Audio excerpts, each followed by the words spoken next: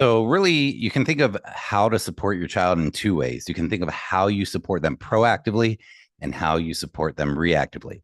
And this video is for parents, teachers, executive function coaches, therapists. You may want to watch this as well because you can adapt this for your situation for the students that you're helping. But this is a year end review. So, how can we do a year end review? Why should we do a year end review? So, what I'm going to do is I'm going to screen share here and I'm going to show you an example of a year in review that I'm doing with my families in executivefunctionlab.com if you want to check it out, our community. And this is how to do the review. I'm going to tell you why it matters. And I'll show you an example. I'll show you an example of how you can do it where it's not filled out, and then I'll fill it in with the details to make it really clear so that you can adapt this for your situation.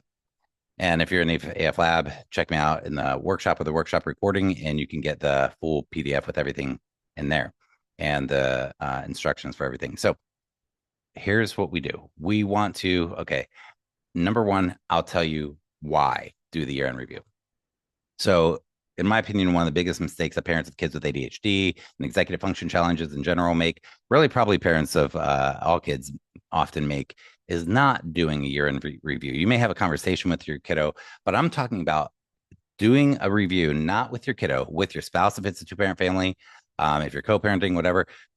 Whoever the stakeholders or the closest people in your child's life are, you will probably want to do this because when we don't do this and when we are unaware of what we've been doing, we repeat patterns. So, the same way, if your child struggled through this past year and you want them to not struggle as much and to feel more successful in the upcoming year, when we don't review stuff, we repeat the pattern mindlessly. Okay. We've been habituated, we're recreating the patterns, even though we might think we're starting fresh. So, that is why we want to do a year-end review, a thorough, good year-end review. I'm going to show you one particular area. You can look at various different areas, and I'll be doing that with the community, but I'm going to give you one area that's one of the most important ones so that you can really grasp this and do this yourself. So I recommend that you do this if you're a teacher, or you can adapt it, whatever. But parents, I recommend that you do this on your own first, and then you could decide who else you want to involve in doing different versions of this and adapt it that way.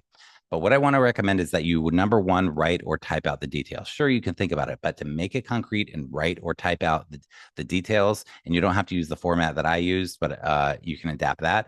But I just want to encourage you to write it out. It forces the brain to think more clearly. It makes it a more effective exercise here. Then, what you want to do is you want to look at various executive function skill areas to review or other types of areas that you want to review. You might look at the word grade, you might look at this or that. So, there are different ways to do this.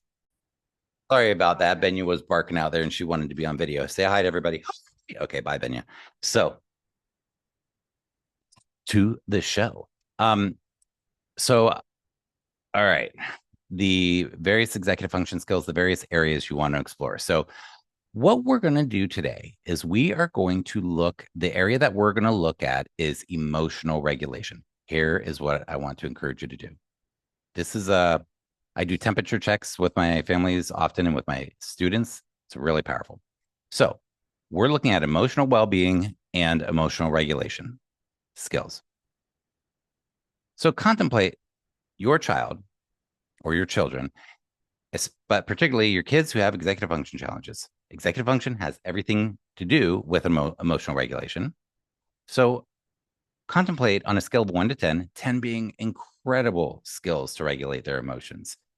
You have no concerns whatsoever. They really regulate their emotions. They really feel things through, think things through. They know how to experience and explore their emotions in healthy ways.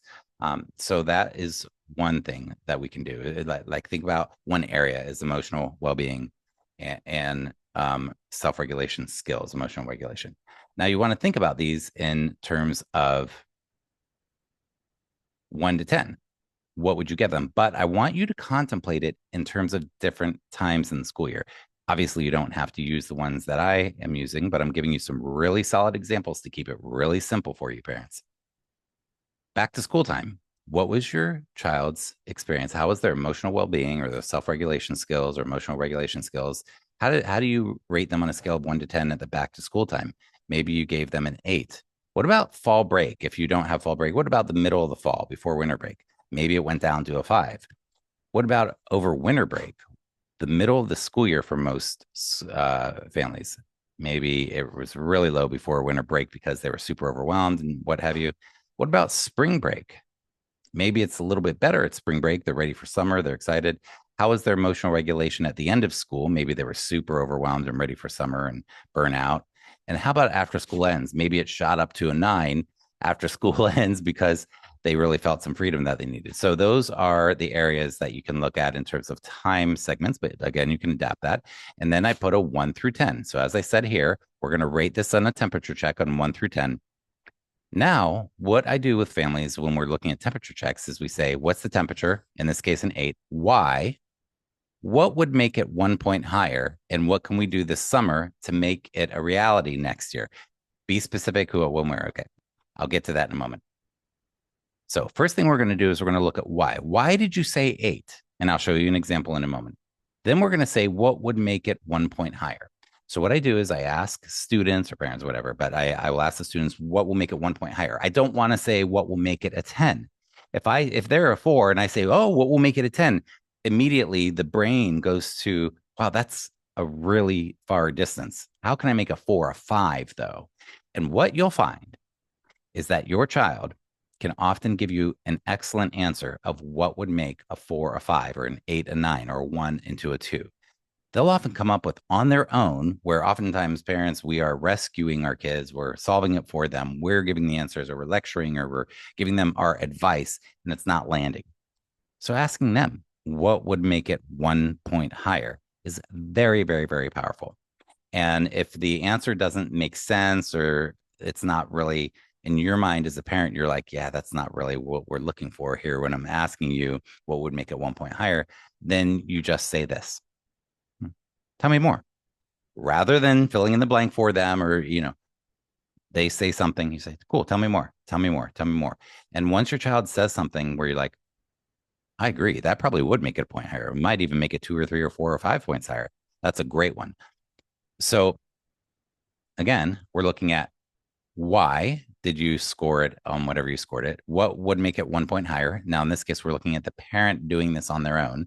So parents, what would make it 1 point higher at the back to school time? And then what can you do this summer to make it a reality next year at all these different times? So at back to school time, what can you do this summer to make it a reality next year? What would you do? But be specific. The more detailed, the better for you.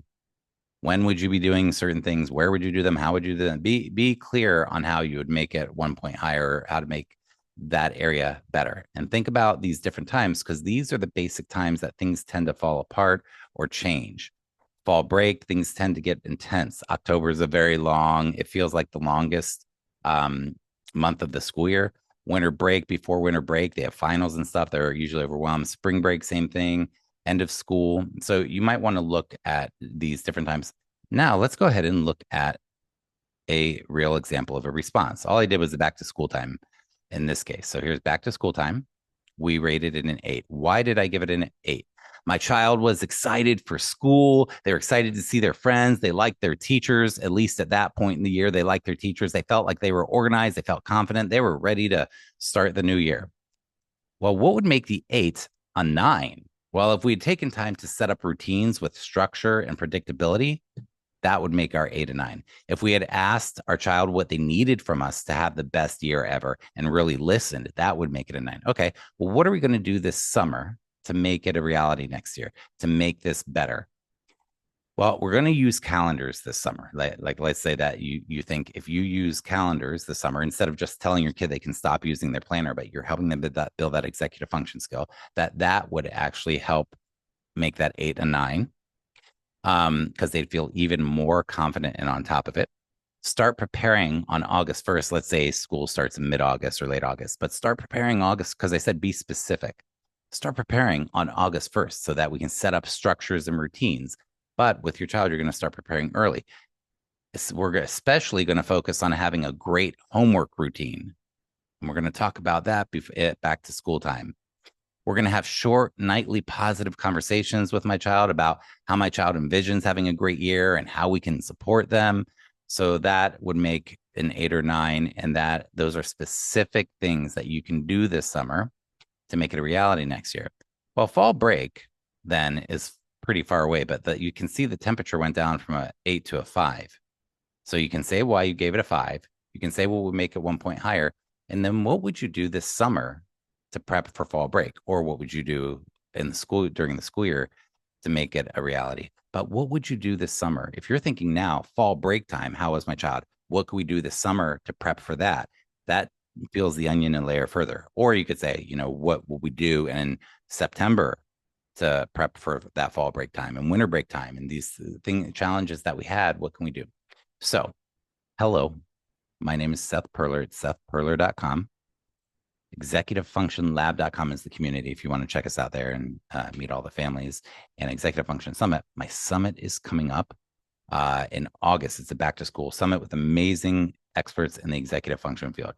My name is Seth Perler, the executive function nerd. That is my world, and my life is supporting kids with executive function challenges. I want you joy and peace and connection with the people you care about. And if you like the video, leave a comment below. What do you think? What would you do on a year-end evaluation? Did I leave anything out that might be important to look at for a year-end evaluation? And you can support me by liking it and commenting and sharing it with somebody. So share the video with somebody you like. Oh, check out TFOS executivefunctionsummit.com and sign up for the summit now. It's free, but get yourself signed up, and I hope to see you there. It's a pretty incredible experience. This is our 7th year doing this, and it's just an amazing thing. So be well, everybody. Take care.